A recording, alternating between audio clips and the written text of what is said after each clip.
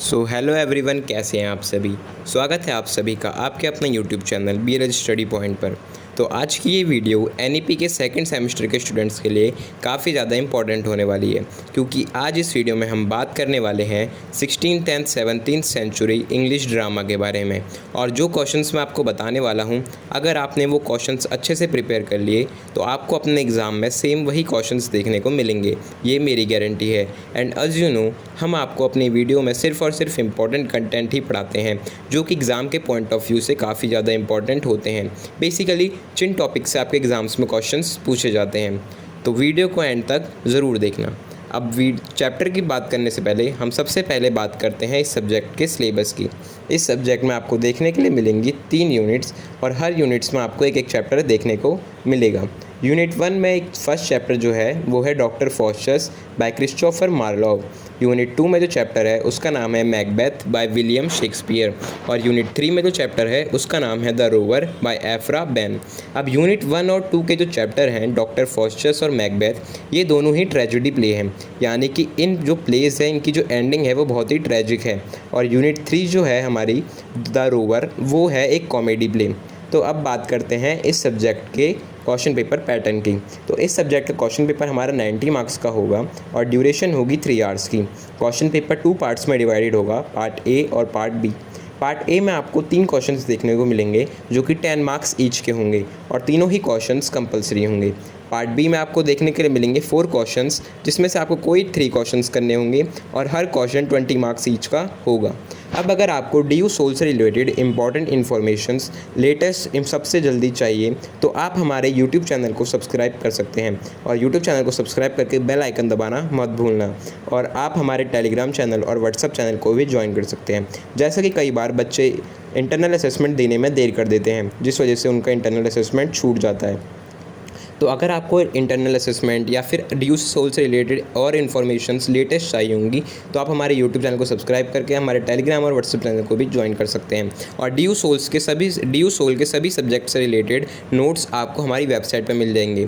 तो notes download करने के लिए हमारी वेबसाइट में जाके वहाँ से नोट्स डाउनलोड आप कर सकते हैं। इन सभी के लिंक्स आपको हमारे डिस्क्रिप्शन बॉक्स में मिल जाएंगे। तो चलिए शुरू करते हैं इस सब्जेक्ट को। Unit 1 chapter 1 the doctor Faustus by Christopher Marlowe. अब क्रिस्टोफर मार्लोव की डॉक्टर फॉस्टस एक फेमस ट्रेजिक प्ले है, जो कि कहानी बताता है एक इंटेलिजेंट स्कॉलर की, जिसका ग्रेट एम्बिशन और अनलिमिटेड पावर के लिए डिज़ायर इवेंचुअली उसके डाउनफॉल का कारण बन जाता है। अब ये जो स्टोरी है ये सेट है हमारी जर्मनी में, जहाँ एक वेल एजुकेटेड स्कॉलर जिसका नाम था डॉक्टर फॉस्टस, वो रहता होता है। उसके पास बहुत सारे सब्जेक्ट्स में मास्टरी होती है, जैसे कि लॉजिक, मेडिसिन, लॉ और थियोलॉजी। अब इतनी सारी नॉलेज होने के बाद भी वो हमेशा अनहैप्पी और डिससेटिस्फाइड फील करता है, क्योंकि उसे ऐसा लगता है कि ऑर्डिनरी लर्निंग उसे अनलिमिटेड पावर नहीं दे सकती, या फिर अपनी लाइफ के ऊपर उसे कंप्लीट कंट्रोल नहीं दे सकती। और इसी डिज़ायर्स की वजह से ही फॉस्टस ब्लैक मैजिक या फिर नेक्रोमेंसी में बहुत ज़्यादा इंटरेस्टेड हो जाता है। उसे ऐसा लगता है कि सुपर नेचुरल पावर उसे वेल्थ, फेम, नॉलेज, ये सारी चीज़ें गेन करने में हेल्प करेगी और नेचर के ऊपर उसका कंट्रोल भी बना देगी। अब फॉस्टस ब्लैक मैजिक सीखने से पहले 2 मैजिशियन से मिलता है, जिनका नाम होता है वेल्ड्स और कॉर्नेलियस, जो उसे मैजिक स्टडी करने के लिए इनकरेज करते हैं। अब इस बारे में डिसीजन लेते टाइम फॉस्टस एक इनर स्ट्रगल को एक्सपीरियंस करता है, जिसमें हमें उसके इनर स्ट्रगल को एंजल्स के द्वारा दिखाया गया है, एक गुड एंजल और एक बैड एंजल। जो गुड एंजल है वो फॉस्टस को एडवाइस करता है कि उसे ब्लैक मैजिक से दूर रहना चाहिए और गॉड में ट्रस्ट करना चाहिए, जबकि जो ईविल एंजल है वो उसे लालच देता है कि अगर वो ब्लैक मैजिक करेगा तो उसको अपने सारे ड्रीम्स मिल जाएंगे, पावर, ग्लोरी, सक्सेस। और एंड में फॉस्टस अब लालच में आके ईविल एंजल की बात मान लेता है। अब मैजिकल रिचुअल्स का परफॉर्म करके फॉस्टस मेफिस्टोफिलिस को बुलाता है, जो कि लूसीफर, जो कि किंग ऑफ हेल है, उसका एक सर्वेंट होता है। और फिर वो फॉस्टस मेफिस्टोफेलिस से पावर, नॉलेज और प्लेजर की मांग करता है। मेफिस्टोफेलिस यहाँ पे फॉस्टस को वार्न करता है कि अगर उसने डेविल के साथ डील करी तो उसे बाद में सफरिंग और हेल में हॉरर्स का सामना करना पड़ेगा, लेकिन फॉस्टस इन सभी वार्निंग्स को इग्नोर कर देता है।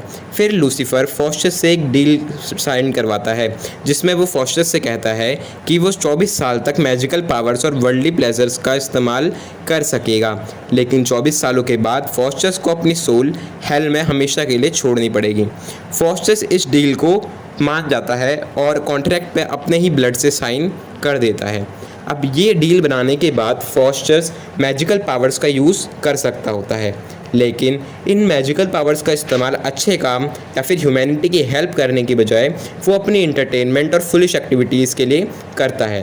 वो पूरे यूरोप में घूमता है, रोम में जाता है और पोप पे ट्रिक्स प्ले करता है। वो राजा, महाराजा, नोबल मैन और इम्पॉर्टेंट पीपल्स को खुश करने के लिए भी उनके सामने जादू का करतब दिखाता है। उसे ये पावर तो मिल गई थी जो उसे चाहिए थी, लेकिन उसे जो विजडम, पीस और हैप्पीनेस चाहिए थी वो उसे नहीं मिल पाती। अब जैसे जैसे साल बीतते जाते हैं फॉस्टस को अपने इस डिसीज़न पे रिग्रेट होने लगता है। कई बार वो सोचता है कि वो अपने इस गलत डिसीजंस का पश्चाताप करके भगवान से माफ़ी मांग ले। तब हम देखते हैं कि उसके अंदर जो गुड एंजल था वो उसे इनकरेज करता है कि वो भगवान के पास वापसी चले जाए और अपने आप को बचा ले, लेकिन लूसीफर और मेफिस्टोफेलिस उसे डराते हैं और कहते हैं, उसे रोक लेते हैं पश्चाताप करने से। अब जैसे जैसे 24 साल पास आ रहे होते हैं फॉस्टस और ज़्यादा डर जाता है कि क्या उसे पनिशमेंट हेल में मिलेगी। उसके बाद जैसे ही होता है जैसे ही प्ले का एंड होने वाला होता है फॉस्टस को पता लगता है कि उसने कितनी बड़ी गलती करी है ये डील करके। वो समझ जाता है कि जितनी भी उसकी वेल्थ, फेम और मैजिकल पावर हैं ये सब किसी काम की नहीं उसकी लॉस्ट सोल के बिना। अब ये जो सीन है, लास्ट सीन, ये इंग्लिश लिटरेचर का एक बहुत फेमस सीन है जिसमें कि फॉस्टस डेस्परेटली भगवान से भीख मांगता है कि भगवान उसे बचा लें और उसे माफ़ कर दें। अब वो भगवान को बहुत पुकारता है, लेकिन फिर भी वो अपने पापों का पश्चाताप नहीं कर पाता और भगवान उसे माफ़ नहीं करते। अब जब आखिरी घंटा आता है तो डेविल आता है और फॉस्टस को घसीटते हुए हेल में ले जाता है। अगली सुबह फॉस्टस के साथ के जो स्कॉलर्स थे वो देखते हैं कि फॉस्टस के साथ रात को क्या हुआ, साइंस देखते हैं और वो सब उस चीज़ से शॉक हो जाते हैं।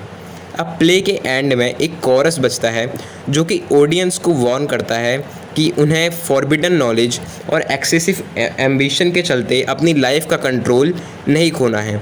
अब ओवरऑल डॉक्टर फॉस्टस एक पावरफुल ट्रेजेडी की कहानी है जिसमें वो बताते हैं कि एम्बिशन, टेम्पटेशन, नॉलेज, सिन और रिपेटेंस के बारे में, कि कैसे अगर डॉक्टर फॉस्टस अपने एम्बिशन में ज़्यादा मशगूल नहीं होता तो वो इस डिसीज़न से बच सकता था, कैसे अगर वो इस लालच में नहीं पड़ता तो वो इस डिसीज़न से बच सकता था, कैसे वो अपनी नॉलेज का इस्तेमाल अच्छे काम के लिए करता तो वो बच सकता था, कैसे वो पाप नहीं करता तो वो बच सकता था, और कैसे अगर वो समय से पश्चाताप कर लेता तो वो बच सकता था। अब फॉस्टस की स्टोरी के थ्रू क्रिस्टोफर मार्लोव हमें ये दिखाता है कि कैसे पावर के लिए अनकंट्रोल्ड डिज़ायर और अपनी मॉरल वैल्यूज़ का रिजेक्शन हमें हमारी डिस्ट्रक्शन की तरफ ले जाता है। इसी के साथ यहाँ पे हमारा पहला जो प्ले है जिसका नाम है डॉक्टर फॉस्टस क्रिस्टोफर मार्लोव के द्वारा, वो ख़त्म हो जाता है। ये एक ट्रैजिक प्ले है जिसमें हमें दिखाया गया है कि हमें कभी भी अपने डिज़ायर्स के लिए अंधा नहीं होना चाहिए और गलत कदम नहीं उठाना चाहिए। हमें हमेशा अपनी मॉरल वैल्यूज़ के साथ ही रहना चाहिए और उनको कभी नहीं छोड़ना चाहिए। हमें कभी भी गलत चीज़ का साथ नहीं देना चाहिए। जैसे कि इसमें डॉक्टर फॉस्टस डेविल का साथ देते हैं लेकिन एंड में फिर उन्हें पछताना पड़ता है। इसीलिए ये इस प्ले से हम समझते हैं कि हमें कभी भी गलत चीज़ों का साथ नहीं देना चाहिए, या फिर अगर हमसे कुछ गलत हो जाता है तो हमें समय रहते उसे सही कर लेना चाहिए। जैसे कि डॉक्टर फॉस्टस से भी वो गुड एंजल कहता है कि उन्हें रिपेटेंस कर लेनी चाहिए, लेकिन वो नहीं करते और लास्ट में जब वो करते हैं तो उसका कोई फ़ायदा नहीं होता क्योंकि तब तक बहुत ज़्यादा देर हो चुकी होती है। तो ऐसे ही हमें भी अपने अगर हमसे कुछ गलत काम हो भी जाता है तो उसके रिपेंटेंस हमें जल्दी से जल्दी कर लेनी चाहिए, जिससे कि हमें आगे जाके उसका नुकसान ना उठाना पड़े। इसी के साथ हमारी पहली यूनिट यहीं पे ख़त्म हो जाती है, जिसमें कि हमारा चैप्टर था single chapter doctor fosters bye Christopher Marlowe. अब बढ़ते हैं हम अपनी सेकंड यूनिट की तरफ, जिसमें हमारा चैप्टर है मैकबेथ। अब मैकबेथ जो है वो भी एक ट्रेजेडी प्ले है, वो भी एक ट्रैजिक प्ले है, जो कि किसके द्वारा लिखा गया है, विलियम शेक्सपियर के द्वारा। और मैकबेथ उनका मोस्ट फेमस ट्रेजेडी है, most famous tragedy written play है विलियम शेक्सपियर का। ये प्ले कहाँ किसके बारे में बताता है, एक ब्रेव स्कॉटिश वॉरियर के बारे में, जिसके अनकंट्रोल्ड एम्बिशन उसे एक क्रूल और रूथलेस रूलर में बदल देते हैं। अब इस स्टोरी की शुरुआत कहाँ से होती है, स्कॉटलैंड से होती है, जहाँ एक बहुत ग्रेट बैटल हुआ होता है। और उस ग्रेट बैटल के बाद एक स्टॉर्म आता है बहुत ख़तरनाक, जिसमें मैकबेथ और उसके फ्रेंड बैंको को 3 जादूगरनियाँ मिलती हैं, जो कि उनके बारे में भविष्यवाणियाँ करती हैं। अब मैकबेथ और बैंको जो थे वो स्कॉटिश आर्मी में बहुत सक्सेसफुल जनरल थे और उनकी बहुत रिस्पेक्ट थी। अब जब उन्हें ये जादूगरनियाँ मिलती हैं और उनके बारे में भविष्यवाणियाँ करती हैं, तो क्या भविष्यवाणियाँ करती हैं, वो मैकबेथ को बताती हैं कि वो जल्द ही थेन ऑफ कॉर्डोर बनेगा और बाद में किंग ऑफ स्कॉटलैंड बनेगा। वो ये भी बताती हैं कि बैंको के डिसेंडेंट्स फ्यूचर में किंग बनेंगे। कि जो मैकबेथ है उसे क्या बताती हैं कि वो कॉर्डोर, जो कि स्कॉटलैंड में एक जगह है, वहाँ का शासक बनेगा, थेन बनेगा और बाद में पूरे स्कॉटलैंड का किंग बनेगा। और जो बैंको है वो तो कुछ नहीं बनेगा, लेकिन उसके आने वाले वंश के लोग स्कॉटलैंड के राजा बनेंगे। अब ये सब बताने के बाद जब बैंको और मैकबेथ घर आ जाते हैं, कुछ टाइम बीत जाता है और कुछ टाइम के बाद उन जादूगरनियों की भविष्यवाणी सच होती है। कैसे, मैकबेथ जो है उसे थेन ऑफ कॉर्डोर का टाइटल मिल जाता है, जिससे उसे भरोसा हो जाता है कि जो जादूगरनियों ने भविष्यवाणियाँ करी थी वो सच हो रही हैं। अब इस भविष्यवाणी के चलते उसे याद आता है कि उसके लिए जादूगरनियों ने दूसरी भविष्यवाणी क्या करी थी, कि वो स्कॉटलैंड का किंग बन जाएगा। अब इस पॉसिबिलिटी से बहुत ज़्यादा एक्साइटेड होके वो अपनी रानी, अपनी बीवी को, जो कि लेडी मैकबेथ हैं, एक लेटर लिखता है, जिसमें वो उन्हें सब कुछ बताता है कि कैसे कैसे उन्हें जादूगरनियाँ मिली और कैसे उन जादूगरनियों ने उसे भविष्यवाणी बताई। अब इसके बाद जो लेडी मैकबेथ होती है, जब वो इस बारे में पता करती है और उसे पता चलता है कि उनकी आधी भविष्यवाणी सच हो गई, तो वो भी बहुत ज़्यादा एम्बिशियस हो जाती है, बल्कि वो अपने पति से भी ज़्यादा एम्बिशियस हो जाती है। जैसे ही उसे इस भविष्यवाणी के बारे में पता चलता है, वो प्लान करना शुरू कर देती है कि कैसे वो मैकबेथ को राजा बना सकती है। अब कुछ टाइम बाद क्या होता है, स्कॉटलैंड का जो राजा होता है किंग डंकन, वो मैकबेथ के कैसल में आता है गेस्ट बन के।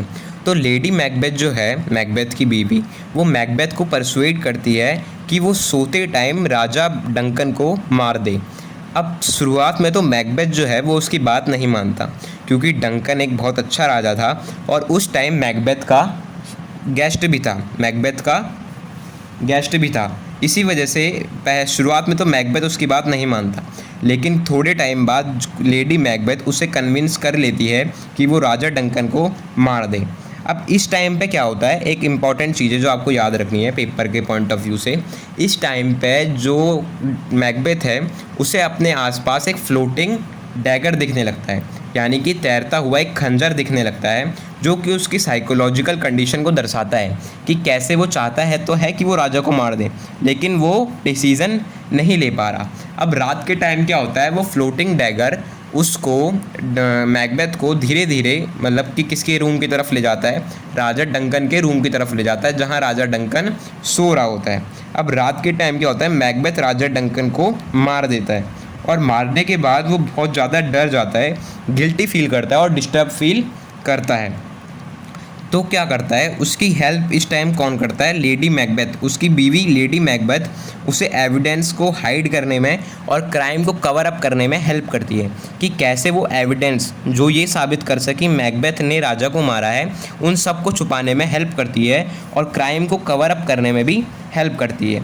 अब अगली सुबह क्या होता है, जब किंग डंकन की लाश मिलती है, तो उसके जो बेटे होते हैं वो बहुत ज़्यादा डर जाते हैं कि कहीं कोई उन्हें भी ना मार दे, इसलिए वो देश छोड़ के भाग जाते हैं। अब वो देश छोड़ के भाग जाते हैं तो लोगों को क्या लगता है, उन पर शक हो जाता है कि उन्होंने ही राजा डंकन का मर्डर करा है और उसके बाद वो देश छोड़ के भाग गए हैं। तो इस वजह से क्या होता है, मैकबेथ को स्कॉटलैंड का नया राजा बना दिया जाता है। अब जब मैकबेथ को वहाँ की गद्दी मिल जाती है, अब जब मैकबेथ को सिंहासन मिल जाता है स्कॉटलैंड का, उसके बाद मैकबेथ बहुत ज़्यादा शक्की और डरपोक बन जाता है। यानी कि उसका जो शक होता है लोगों पे आसपास, वो बहुत ज़्यादा बढ़ जाता है और वो बहुत ज़्यादा डरा डरा भी रहने लगता है। उसे याद आता है कि जो जादूगरनियाँ थी उन्होंने क्या भविष्यवाणी करी थी कि उसके दोस्त बैंकों के वंशज, यानी कि उसके बेटे और पोते आगे चल के क्या बनेंगे, स्कॉटलैंड के राजा बनेंगे। अब इस बात से डर के वो बैंकों की फैमिली की वो देखता है कि बैंकों की फैमिली जो है वो फ्यूचर में थ्रोन के लिए खतरा है। तो मैकबेथ क्या करता है, बैंकों का मर्डर अरेंज करता है। वो बैंकों को तो मरवा देता है, लेकिन उसका बेटा फ्लियंस भाग जाता है। अब क्या होता है, उसके बाद एक रॉयल बैंकेट होती है, यानी कि रॉयल पार्टी होती है। उसमें क्या होता है, मैकबेथ जो है वो बैंकों के घोस्ट को देखता है एक चेयर पे बैठा हुआ।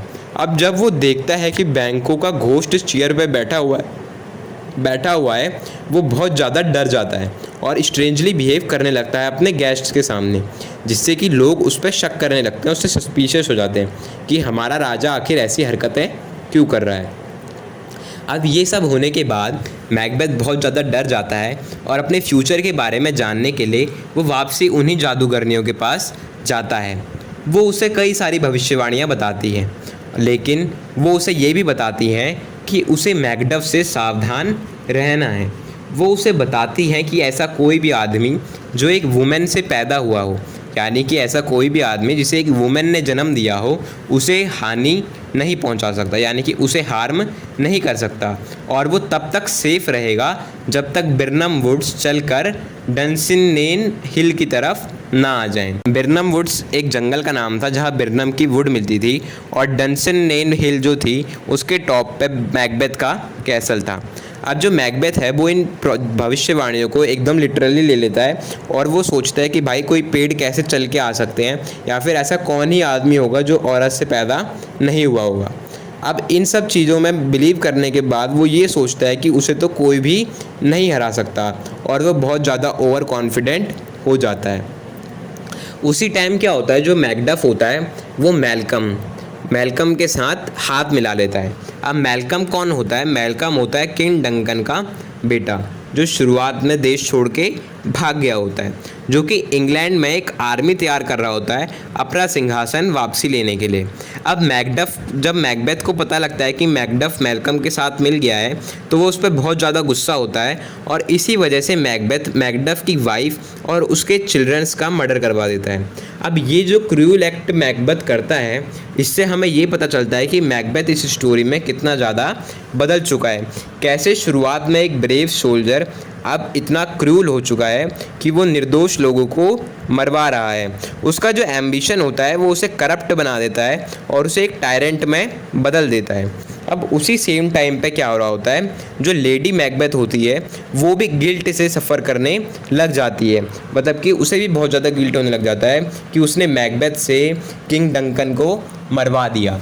अब वो क्या करती है, स्लीप वॉक करने लग जाती है रात को, यानी कि नींद में चलने लग जाती है, और उसे अपने हाथ पे इमेजिनरी ब्लड स्टेन्स यानी कि खून के दाग भी दिखने लगते हैं, और वो उन्हें धोने की बहुत कोशिश करती है लेकिन वो नहीं मिटते।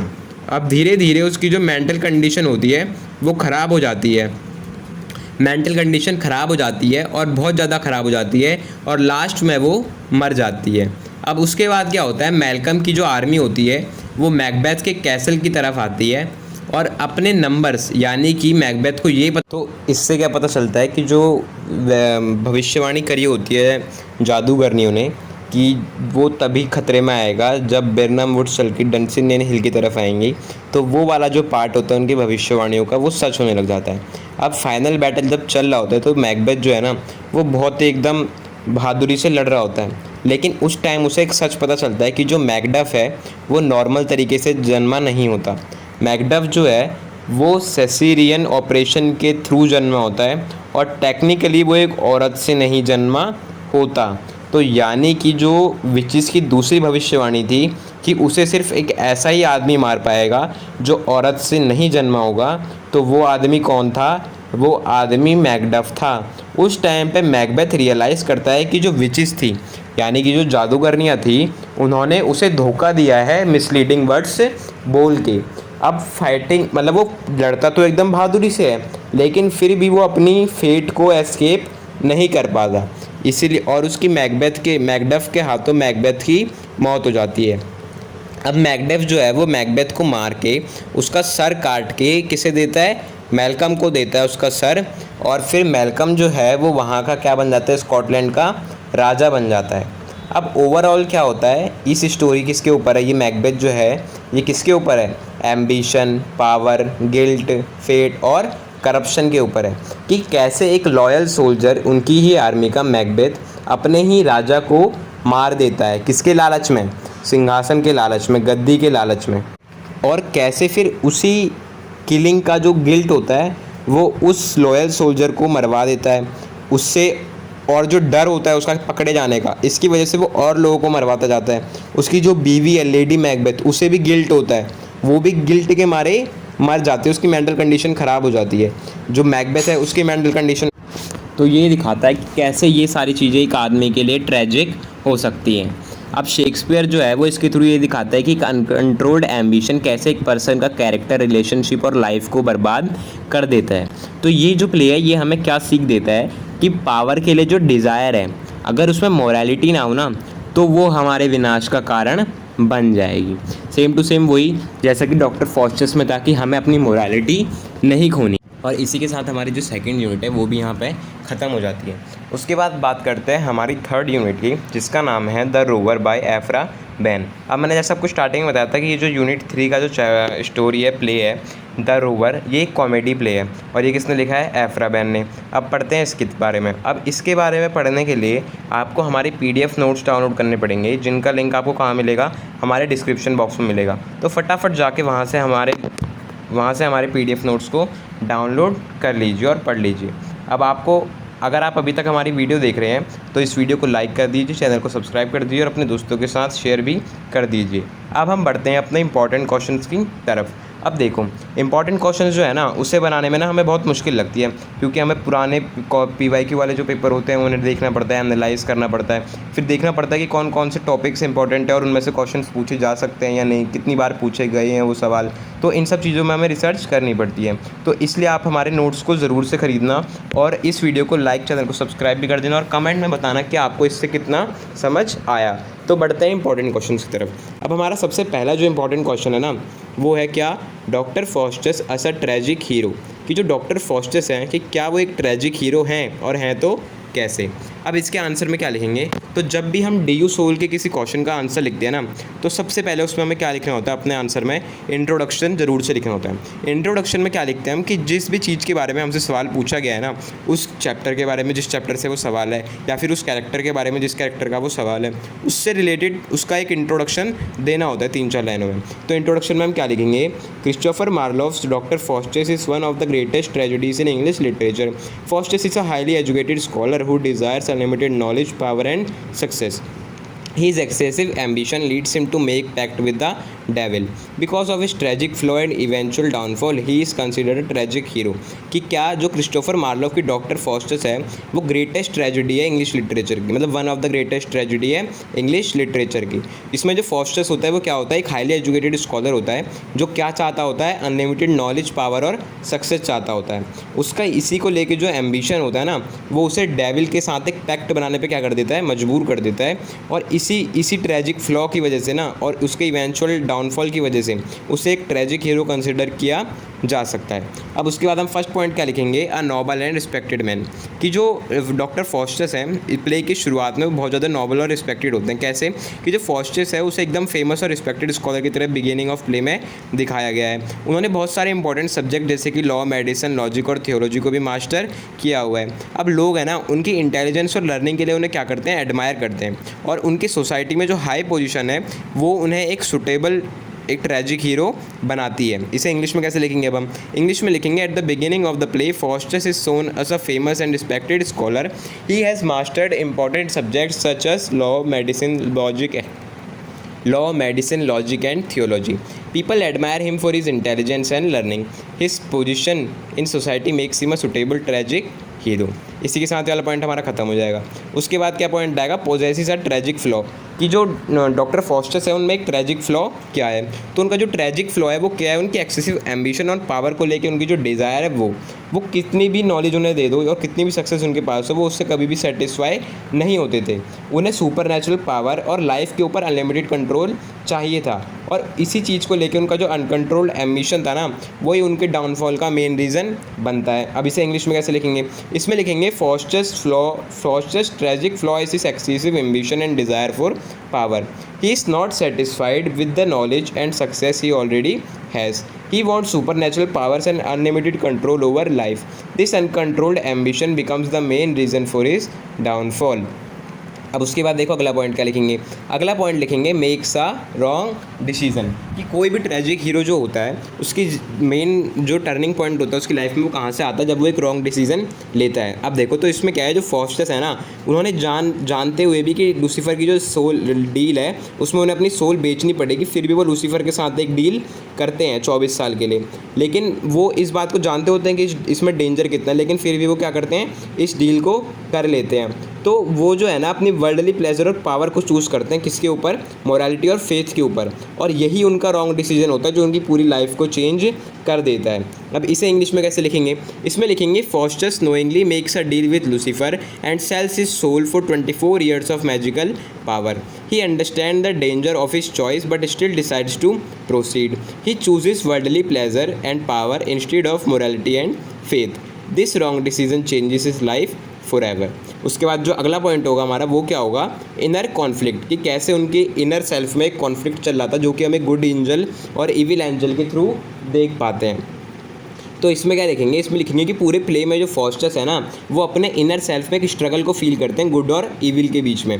जो गुड साइड है उनके इनर सेल्फ की, वो क्या करती है, उन्हें इनकरेज करती है कि वो अपने पापों का पश्चाताप करें और भगवान के पास वापसी चले जाएं। उसी ऑन द अदर हैंड क्या होता है, जो इविल एंजल होती है वो उन्हें लालच देती है, किस चीज़ का, कि प्रॉमिस और प्लेजर और पावर का प्रॉमिस देती है। और वो कई बार सोचता भी है कि वो भगवान के पास वापसी चले जाए, लेकिन फिर भी वो सही चॉइस चूज़ नहीं कर पाता।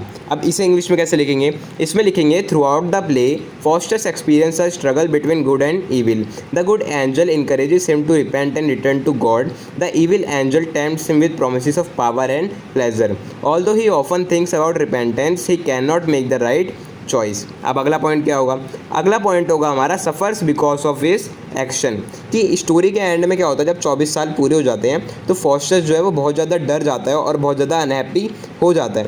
वो क्या रियलाइज़ करता है कि उसने अपनी लाइफ और अपनी सोल को वेस्ट कर दिया है और खो दिया है। उसका जो रिग्रेट है, वो सफरिंग है जो उसकी, वो दिन प्रतिदिन क्या करती है, बढ़ती जाती है। तो यही जो उसका इमोशनल पेन है ना, सिर्फ यही ऑडियंस को उसके प्रति सिंपथाइज करता है। अब हम इसे इंग्लिश में कैसे लिखेंगे, यानी कि उसका जो पेन था वही ऑडियंस को उसके प्रति सिंपथी देता है, मतलब उसी पेन की वजह से हम उसके लिए सिंपथी फील करते हैं। अब इसे इंग्लिश में कैसे लिखेंगे, इसमें लिखेंगे as the end of 24 year approaches, Faustus becomes fearful and unhappy. He realizes that he has wasted his life and lost his soul.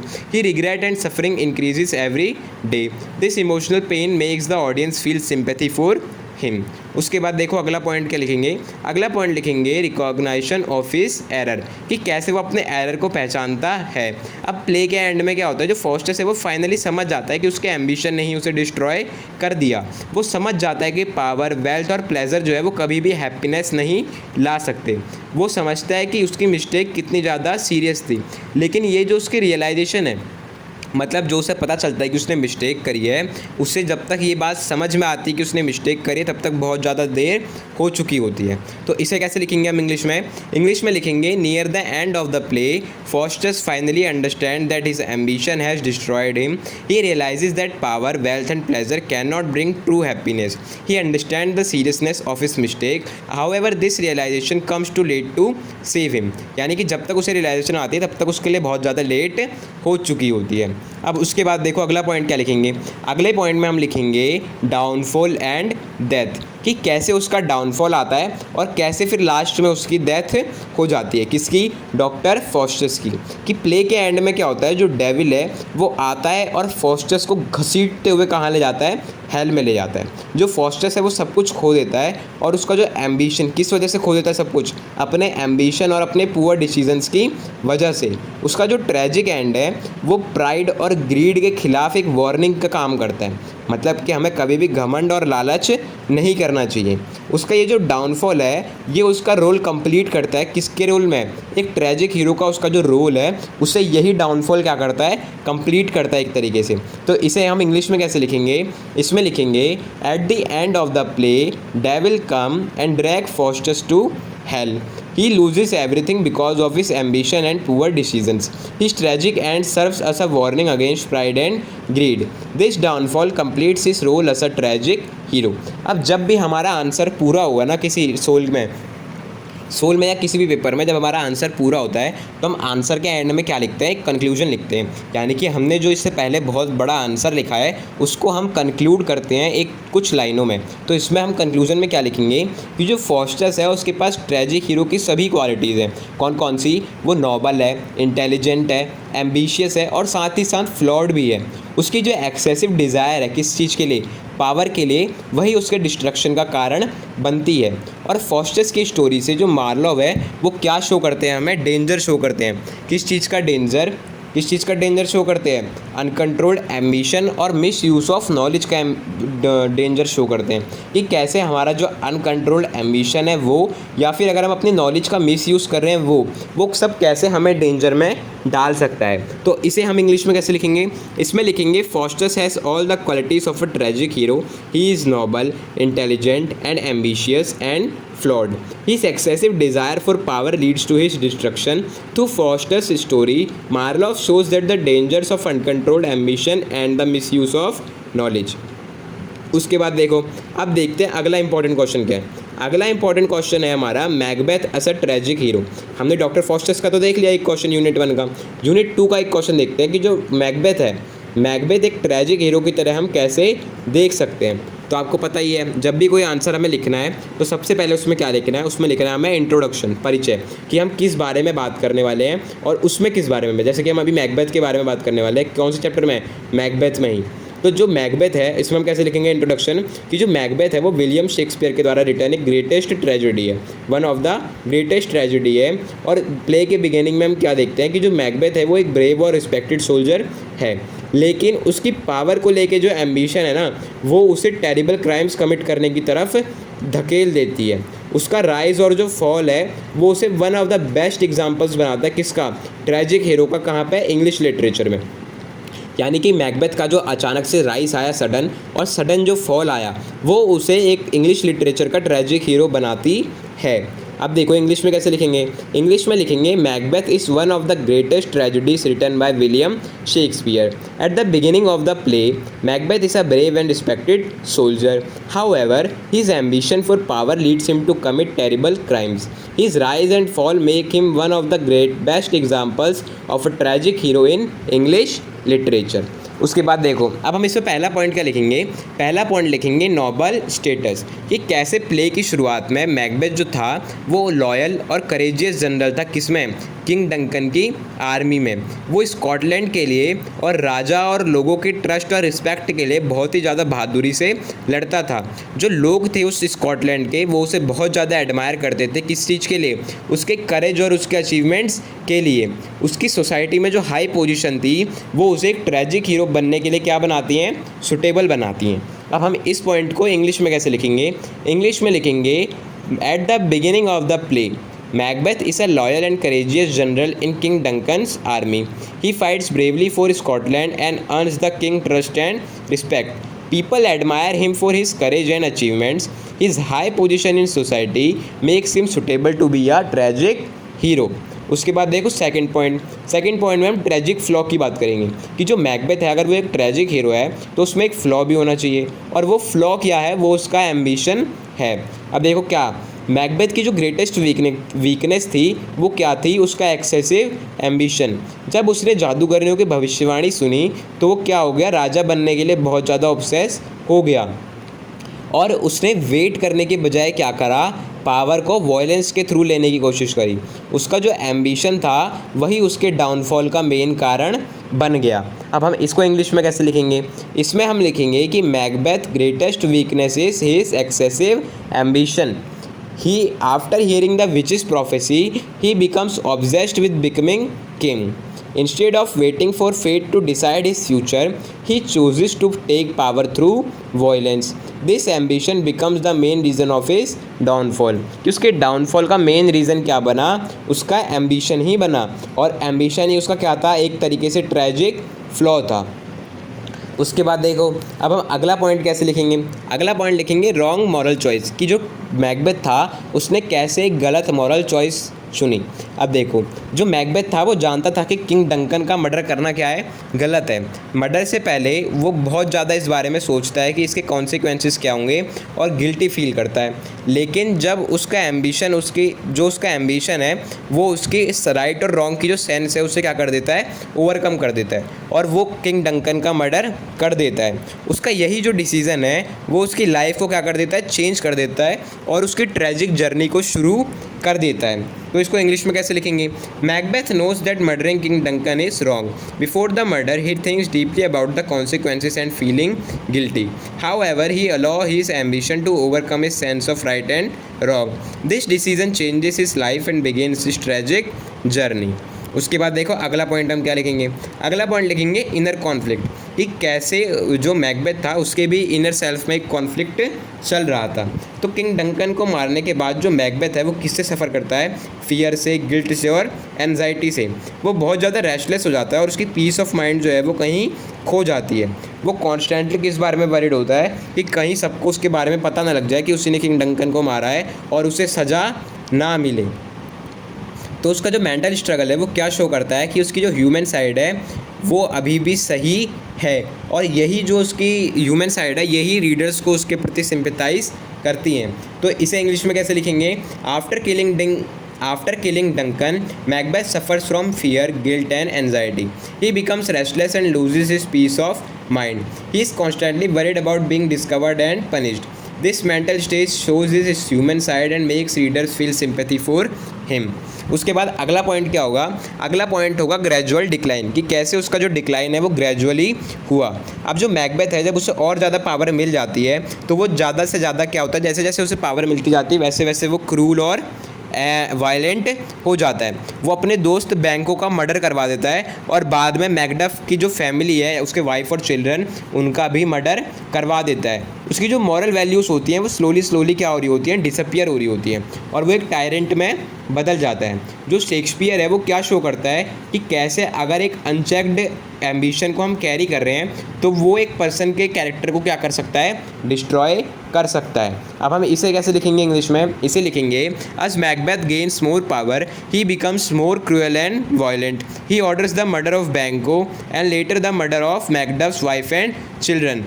His moral values slowly disappear and he turns into a tyrant. Shakespeare shows how unchecked ambition can destroy a person's character.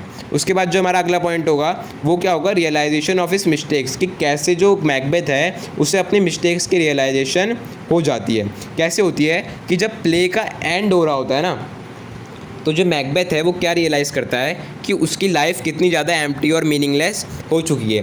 वो समझता है कि उसने जो power murder के through obtain करी है ना वो कभी भी उसे हैप्पीनेस और पीस नहीं दे सकती।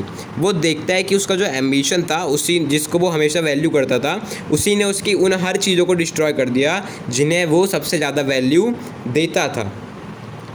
तो उसकी जो यही जो रियलाइजेशन है ना ये उसके ट्रेजिक डाउनफॉल का एक बहुत ज़्यादा इंपॉर्टेंट पार्ट है। अब हम इसे इंग्लिश में कैसे लिखेंगे? इसमें लिखेंगे near the end of play Macbeth realises that his life has become empty and meaningless. He understands the power gained through murder cannot bring peace or happiness. He sees that his ambition has ruined everything he once valued. The realization is an important part of his tragic downfall. उसके बाद हम अगला point क्या लिख सकते हैं? अगला point हम लिखेंगे ट्रैजिक डेथ, कि कैसे जो मैकबेथ है उसकी डेथ एकदम क्या थी? ट्रैजिक थी। तो फाइनल बैटल में क्या होता है, जो मैकबेथ है वो मैकडफ के द्वारा मार दिया जाता है और इस टाइम तक क्या है वो अपना पूरा किंगडम, अपनी रेप्यूटेशन और अपनी बीवी सबको खो चुका होता है। उसकी जो डेथ है वो क्या करती है, उसके जो रूल है उसको ख़त्म कर देती है और स्कॉटलैंड में वापसी से शांति, पीस रिस्टोर कर देती है। और यही जो एंडिंग है, यही उसकी जो जर्नी है ट्रैजिक हीरो की तरह उसे क्या करती है, कंप्लीट करती है। तो इसे हम कैसे लिखेंगे इंग्लिश में लिखेंगे, in the final battle Macbeth is killed by Macduff. By this time, he has lost his kingdom, his reputation, and his wife. His death brings an end to his rule and restores peace in Scotland. This tragedy ending completes his journey as a tragic hero. उसके बाद जब इतना सब कुछ हो जाएगा फिर हम क्या करेंगे, उसके बाद हम लिखेंगे कंक्लूजन में क्या लिखेंगे कि जो मैकबेथ है वो एक ट्रेजिक हीरो है। क्यों? क्योंकि वो नोबल है, ब्रेव है, एम्बिशियस है और फ्लॉड है। उसकी जो अनकंट्रोल्ड एम्बिशन है वो उसे गलत डिसीजंस को चूज़ करने पे क्या कर देती है, मजबूर कर देती है और अल्टीमेटली उसे डिस्ट्रॉय कर देती है। मैकबेथ की स्टोरी से हम क्या देख सकते हैं कि जो शेक्सपियर है उन्होंने क्या दिखाया है, एक्सेसिव एम्बिशन और मॉरल करप्शन के डेंजर्स को दिखाया है। ये जो प्ले है ये क्या टीच करता है कि desire for power without morality can lead to tragedy and ruin. अब हम इसे इंग्लिश में कैसे लिख सकते हैं, इसे लिखेंगे Macbeth is a tragic hero because he is noble, brave, ambitious and flawed. His uncontrolled ambition leads him to make wrong choice. और इसी के साथ क्या हुआ, इसी के साथ हमारा जो सेकंड क्वेश्चन है ना वो भी क्या हो जाएगा, ख़त्म हो जाएगा। तो अब बढ़ते हैं अपने थर्ड क्वेश्चन की तरफ। अब देखो थर्ड क्वेश्चन क्या है हमारा, थर्ड क्वेश्चन है critically comment on the nature of evil in doctor Faustus. कि जो डॉक्टर फॉस्टस है उसमें हम ईविल के नेचर को कैसे कमेंट करेंगे, यानी कि ईविल का जो नेचर है उस पर हम कैसे कमेंट करेंगे। तो इसका इंट्रोडक्शन देखते हैं। सबसे पहले इंट्रोडक्शन में क्या लिखेंगे कि जो ईविल का नेचर है वो एक मोस्ट इंपॉर्टेंट थीम है किसमें, डॉक्टर फॉस्टस में, जो कि किसके द्वारा लिखी है, क्रिस्टोफर मार्लोव के द्वारा। अब मार्लोव क्या दिखाते हैं कि जो ईविल है वो सिर्फ डेविल और सुपर नेचुरल फोर्सेस में एग्जिस्ट नहीं करता, बल्कि ये ह्यूमन डिज़ायर, प्राइड, ग्रीड और एम्बिशन में भी पाया जा सकता है। फॉस्टस के एक्शंस के थ्रू वो क्या दिखाते हैं कि जो टेम्पटेशन ऑफ रॉन्ग चॉइसेस है ना, यानी कि जो किसी चीज़ की चाहत या फिर हमारी जो गलत चॉइसेस होती हैं वो कैसे किसी आदमी को बर्बाद कर सकते हैं। तो हम इसे इंग्लिश में कैसे लिखेंगे, इसमें लिखेंगे the nature of evil is one of the most important themes in doctor Faustus by Christopher Marlowe. Marlowe shows that ambition through Faustus action Marlow shows that evil does not exist in devils and supernatural forces. It can also be found in human desires, pride, greed, and ambition. Through Foster's action, the play shows how temptation and wrong choices can lead a person to destruction. अब इसमें introduction के बाद हम first point क्या लिखेंगे, first point लिखेंगे evil अस excessive ambition, कि जो ईविल है वो एक्सेसिव एम्बिशन कैसे है। तो जो फॉस्टस है वो सेटिस्फाई नहीं होता अपनी नॉलेज और सक्सेस से जो उसके पास पहले से होती है। वो क्या चाहता होता है, अनलिमिटेड पावर, फेम और कंट्रोल ओवर नेचर। उसका जो एम्बिशन है वो नॉर्मल ह्यूमन की लिमिट से बहुत ज़्यादा आगे जाता है। तो मार्लोव ये दिखाता है कि जब एम्बिशन एक्सेसिव हो जाता है ना तो वो एक डेंजरस फॉर्म ऑफ ईविल में बदल जाता है। अब इसको हम इंग्लिश में कैसे लिखेंगे, इसमें लिखेंगे Faustus is not satisfied with the knowledge and success he already has. He wanted unlimited power, fame and control over nature. His ambition goes beyond normal human limits. Marlow shows that when ambition becomes excessive, it can turn into a dangerous form of evil. यानी कि अगर हमारा जो ambition है वो हद से ज़्यादा हो जाता है ना तो वो एक ईविल फॉर्म हो जाती है, किसकी, ईविल, और डेंजरस हो जाता है। उसके बाद सेकंड पॉइंट क्या लिखेंगे, सेकंड पॉइंट हम लिखेंगे ईविल थ्रू टेम्पटेशन, कि जो एविल एंजल होती है जो कि लूसीफर या फिर मेफिस्टोफेलिस जो होता है वो फॉस्टस को हमेशा टेम्प्ट करते हैं, यानी कि ललचाते हैं। किससे, प्रोमिसेस से। किस चीज़ की प्रॉमिस करते हैं वो, पावर और प्लेजर के प्रॉमिस करते हैं। वो उसे इनकरेज करते हैं क्या फॉलो करने में, उसके डिज़ायर्स को और मॉरल वैल्यूज़ को इग्नोर करने के लिए कहते हैं। ये जो टेम्पटेशन है वो देखने में तो बहुत ज़्यादा अट्रैक्टिव और एक्साइटिंग लगती है उसे, लेकिन इससे क्या होता है, जो मार्लोव है वो दिखाते हैं कि जो ईविल है वो हमेशा बुरा नहीं लगता, बल्कि कई बार वो अच्छा लगता है डरावना लगने की बजाय। और हम इसे कैसे लिखेंगे इंग्लिश में, इसमें लिखेंगे the evil angel Lucifer and Mephistopheles constantly tempts Faustus with promises of power and pleasure. They encourage him to follow his desires and ignore moral values. These temptations seem attractive and exciting to him. Through this, Marlow shows that evil often appears appealing rather than frightening. उसके बाद third point क्या लिखेंगे? Third point लिखेंगे ईविलस pride. कि जो Faustus है वो क्या बिलीव करता होता है कि वो सभी लोगों से क्या है, सुपीरियर है। क्यों? क्योंकि उसके पास बहुत ज़्यादा नॉलेज है और वो बहुत ज़्यादा इंटेलिजेंट है। वो भगवान जितना पावरफुल क्या होता है, बनना चाहता होता है। लेकिन उसका जो घमंड है वो उसे ह्यूमन लिमिटेशन जो है ना, उन्हें समझने में, उन्हें एक्सेप्ट करने के से प्रिवेंट करती हैं, यानी कि मना कर देती हैं। उसकी जो एरोगेंस है वो उसकी डाउनफॉल का one of the main reasons बनता है। अब हम इसे इंग्लिश में कैसे लिखेंगे? इसमें हम लिखेंगे कि जो फॉस्टस है, Faustus believes that he is superior to other people because of his knowledge and intelligence. He wants to become as powerful as a god. His pride prevents him from accepting the human limitations. This arrogance become one of the main reason for his downfall. उसके बाद देखो fourth point क्या लिखेंगे? अब हम fourth point के heading में लिखेंगे evil as rejection of God. क्या कि जो फॉस्टस है वो ये जानता होता है कि भगवान के साथ ही उसे रहना चाहिए और ईविल की साइड नहीं जाना चाहिए, लेकिन फिर भी वो भगवान से दूर चला जाता है और ब्लैक मैजिक को भगवान के ऊपर चूज़ करता है। उसके पास पश्चाताप करने के और भगवान से माफ़ी मांगने के बहुत सारे मौके आते हैं, लेकिन वो उन सभी मौक़ों को छोड़ देता है। जबकि उसे अपनी गलती पता होती है, फिर भी वो भगवान के पास नहीं जाता। लेकिन फिर जब जाता है तो बहुत ज़्यादा देर हो चुकी होती है।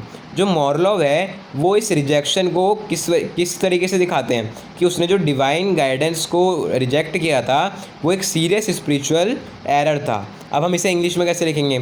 इसमें लिखेंगे Faustus knowingly turns away from God and chooses black magic. He ignores many chances to repent and seek forgiveness.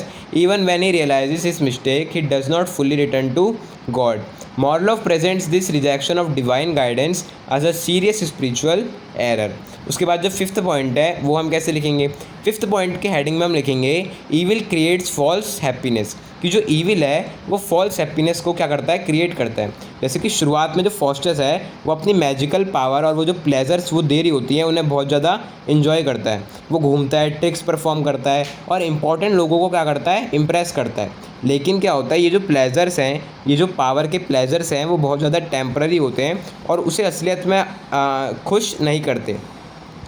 कुछ टाइम के बाद उसे फियर, गिल्ट और सैडनेस जो है ना वो उसके इन्जॉयमेंट की प्लेस ले लेती है. यानी फिर वो इन्जॉयमेंट फील नहीं करता बल्कि फियर, गिल्ट और सैडनेस क्या करता है, फील करता है. अब इसे इंग्लिश में कैसे लिखेंगे?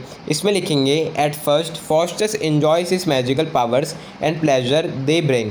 ही travels, performs tricks and impresses important people. However these pleasures are temporary and do not make him truly happy. Over time, fear, guilt and sadness replace his enjoyment. उसके बाद देखो अब अगला पॉइंट क्या लिखेंगे? अगला पॉइंट लिखेंगे evil led to spiritual slavery. कि कैसे जो ईविल है वो हमें स्पिरिचुअल स्लेवरी की तरफ ले जाता है. जो फॉस्टस है वो क्या बिलीव करता होता है कि जो मैजिक है वो उसे फ्री और पावरफुल बना देगा. बल्कि होता क्या है, वो मैजिक के लिए लूसीफर पे डिपेंडेंट हो जाता है और मेफिस्टोफेलिस पे भी डिपेंडेंट हो जाता है. वो अपनी खुद की लाइफ का कंट्रोल खो देता है और कांस्टेंट फियर में ज़िंदा रहता है. मार्लोव जो है वो दिखाता है कि कैसे ईविल जो प्रोसेस करता है फ्रीडम, ईविल जो प्रॉमिस करता है फ्रीडम, लेकिन एक्चुअली बाद में वो निकलती क्या है, वो निकलती स्लेवरी और सफरिंग. तो हम इस पॉइंट को इंग्लिश में कैसे लिखेंगे? इसको लिखेंगे Faustus believes that magic will make him free and powerful. Instead, he becomes dependent on Lucifer and Mephistopheles. He loses control over his own life and lives in constant fear. Marlowe shows that evil may promise freedom but often leads to slavery and suffering. उसके बाद देखो last point है evil causes final destruction. कि जो evil है वो कैसे destruction को कॉज करता है. तो एंड में हम क्या देखते हैं कि जो फॉस्टस है वो सब कुछ खो देता है. किस वजह से? अपनी रॉन्ग चॉइसेस की वजह से. वो अपनी पीस खो देता है, अपनी हैप्पीनेस खो देता है और फाइनली एंड में अपनी सोल भी खो देता है. जो डेविल है वो उसे घसीटते हुए हेल में ले जाता है. उसके पनिशमेंट किस चीज़ की पनिशमेंट के थ्रू, किस चीज़ की पनिशमेंट के रूप में, उसके एक्शंस की पनिशमेंट के तौर पे उसे घसीटते हुए हेल में ले जाता है. तो उसकी जो ट्रेजिक फेट है ये क्या दिखाती है कि कैसे जो ईविल है उसका डिस्ट्रक्टिव कॉन्सिक्वेंसेस हो सकते हैं. तो हम इसे इंग्लिश में कैसे लिखेंगे? इसमें हम लिखेंगे in the end Faustus loses everything because of his wrong choices. He loses his peace, happiness and finally his soul. The devils drag him to hell as punishment for his action. Last में हम इस question में answer में क्या लिखेंगे, conclusion लिखेंगे। और conclusion में क्या लिखेंगे कि जो मॉर्लोव है वो ईविल को एक ऐसी फोर्स के रूप में प्रेजेंट करता है जो कि एम्बिशन, प्राइड, टेम्पटेशन और डिसोबीडियंस के थ्रू काम करती है।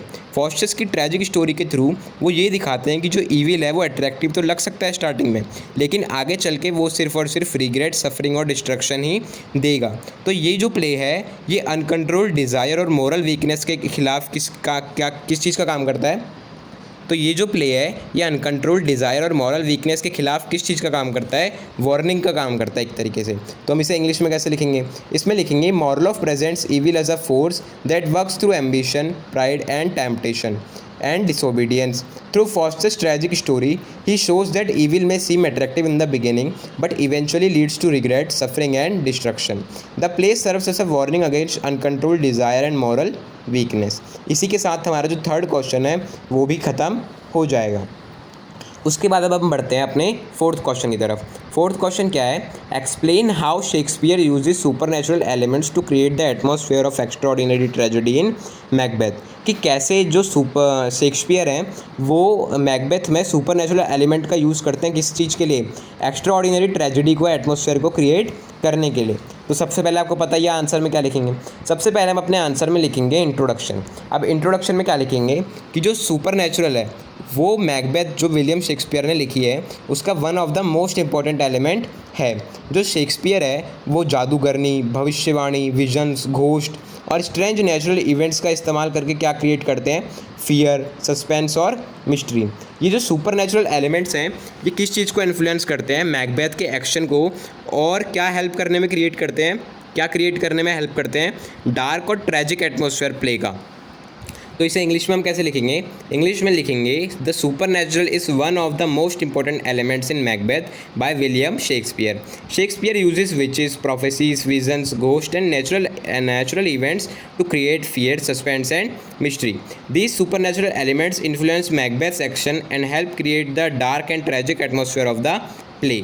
इसमें फिर हम सबसे पहला पॉइंट लिखेंगे।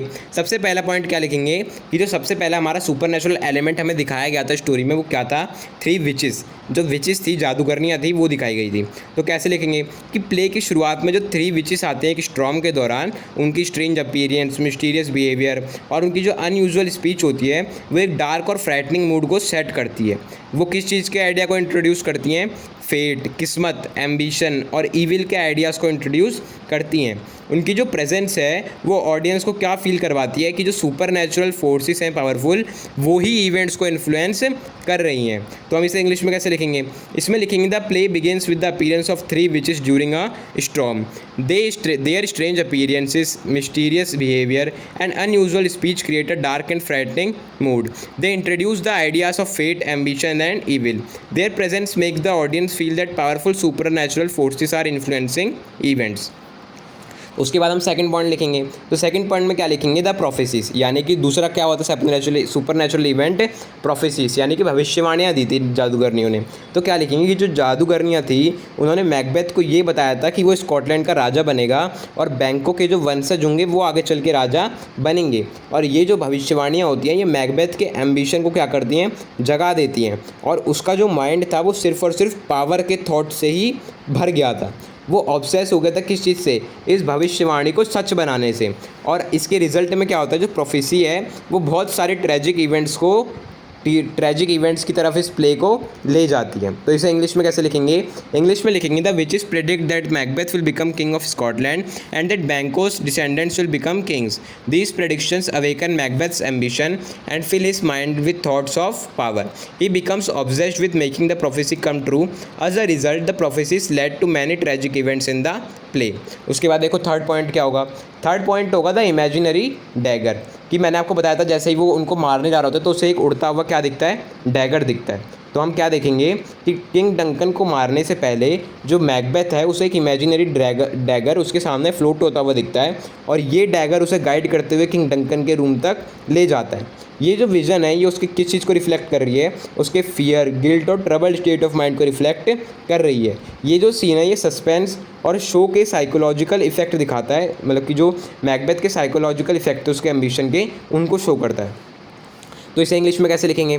इसे लिखेंगे before killing king Duncan Macbeth sees an imaginary dragon floating in front of him. The dagger seems to guide him toward Duncan's room. The vision reflect his fear, guilt and troubled state of mind. The scene create suspense and shows the psychological effect of his ambition. उसके बाद fourth point क्या होगा? Fourth point होगा बैंकोज ghost, कि कैसे जब बैंको का मर्डर करा देता है मैकबेथ तो उसे एक रॉयल बैंकेट में बैंको का भूत दिखता है. ये जो भूत है ये मैकबेथ को ही दिखता है खाली, और उसे बहुत ज़्यादा डरा देता है. ये उसे क्या रिमाइंड कराता है? उसने जितने भी क्राइम करे उन सब के बारे में रिमाइंड कराता है और उसको गिल्ट और फियर से भर देता है. ये जो सुपरनैचुरल इवेंट है ये उसके एक्शंस की इमोशनल सफरिंग को रिवील कर देता है. इसको हम कैसे लिखेंगे इंग्लिश में? इसमें लिखेंगे the after arranging Banquo's murder Macbeth see Banquo's ghost at a royal banquet. The ghost appears only to Macbeth and frighten him greatly. It reminds him of his crime and fills him with guilt and fear. These supernatural events reveal the emotional suffering caused by his action. उसके बाद देखो fifth point क्या होगा? Fifth point होगा strange events in nature, कि कैसे nature में जो स्ट्रेंज इवेंट्स हो रहे थे, कि डंकन के मर्डर के बाद नेचर में बहुत सारी अनयूजुअल चीज़ें हुई. जो डार्कनेस थी उसने लैंड को डे टाइम के टाइम मतलब डे टाइम में भी डार्कनेस हो जाती थी. स्टॉर्म थे वो आते थे और जो एनिमल्स थे वो स्ट्रेंजली बिहेव करने लग गए थे. ये जो इवेंट थे ये क्या दिखाते थे? कि जो नेचुरल ऑर्डर है उसे डिस्टर्ब कर दिया गया है. जो शेक्सपियर है वो इसका यूज़ किस लिए करते हैं? मैकबेथ के क्राइम से पूरा एंटायर वर्ल्ड मतलब उसके आसपास की सारी चीज़ें अफेक्ट हुई हैं ये दिखाने के लिए करते हैं. तो इसको हम कैसे लिखेंगे इंग्लिश में? इसमें लिखेंगे after Duncan's murder many unusual things happen in nature. Darkness covers the land during the daytime, storms occur and animals behave strangely.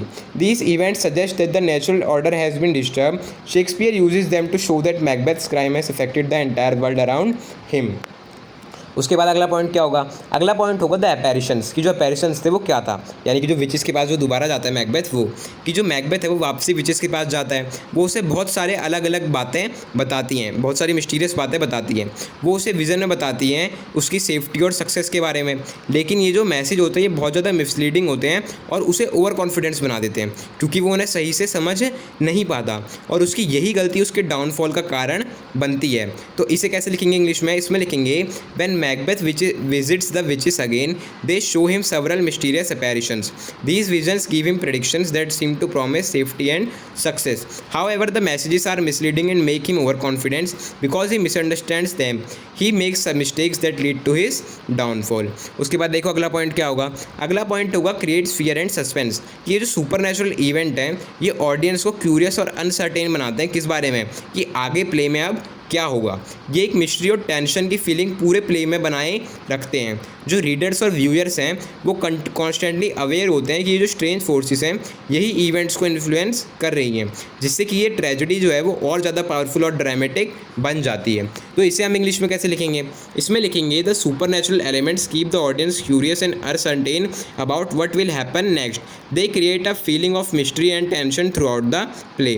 Readers and viewers are constantly aware that strange forces are influencing events. This makes the tragedy more powerful and dramatic. अब जब हम इतना सब लिख देंगे उसके बाद हम अपने आंसर के एंड में क्या लिखेंगे? कॉन्क्लूजन लिखेंगे. कॉन्क्लूजन में क्या लिखेंगे? कि जो शेक्सपियर हैं उन्होंने सुपरनैचुरल एलिमेंट्स का इस्तेमाल किस लिए किया गया है? उनकी जो थीम है उसे और ज़्यादा स्ट्रेंथन करने के लिए. किस चीज़ की थीम को? एम्बिशन, फेट, गिल्ट और ईविल जो है मैकबेथ में उन सबको स्ट्रेंथन करने के लिए. जो विचेस हैं, प्रोफेसीज है, विजन्स हैं, घोस्ट है और जो स्ट्रेंज नेचुरल इवेंट्स हो रहे हैं ये एक डार्क और मिस्टीरियस एटमॉस्फेयर को क्रिएट करते हैं. ये जितने भी एलिमेंट हैं ये मैकबेथ के डाउनफॉल में एक इम्पॉर्टेंट रोल को प्ले करते हैं और जो शेक्सपियर है उसे मैकबेथ को एक ग्रेटेस्ट ट्रेजेडी बनाने में भी हेल्प करते हैं. तो इसे इंग्लिश में कैसे लिखेंगे? इंग्लिश में लिखेंगे Shakespeare uses supernatural elements to strengthen the theme of ambition, fate, guilt and evil in Macbeth. The witches, prophecies, visions, ghosts and strange natural events create a dark and mysterious atmosphere.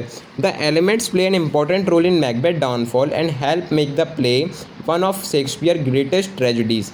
तो इसी के साथ जो ये question है ये भी यहाँ पे ख़त्म हो जाता है. अब क्या है इसके बाद अगर जो क्वेश्चन है इंपॉर्टेंट उन्हें अगर आपको देखना है या फिर चैप्टर 3 की समरी के बारे में समरी को आपको देखना है तो आप हमारी वीडियो के डिस्क्रिप्शन बॉक्स में जो लिंक है उसको क्लिक करके उसमें से हमारे PDF नोट्स को डाउनलोड कर कर सकते हैं और वहाँ पे आप ये सारी चीज़ें पढ़ सकते हैं। तो अगर आप वीडियो को अभी तक देख रहे हो तो फटाफट वीडियो को लाइक कर दो, चैनल को सब्सक्राइब कर दो, बेल आइकन को प्रेस कर देना और अपने बाकी दोस्तों के साथ जिनका सेम सब्जेक्ट का पेपर है उनके साथ भी इस वीडियो को शेयर कर दो ताकि ज़्यादा से ज़्यादा स्टूडेंट्स को हेल्प मिले। और कमेंट में ज़रूर बताना कि आपको ये वीडियो कैसी लगी और पेपर के बाद भी एक बार ज़रूर बताना कि आपको ये वीडियो से कितनी हेल्प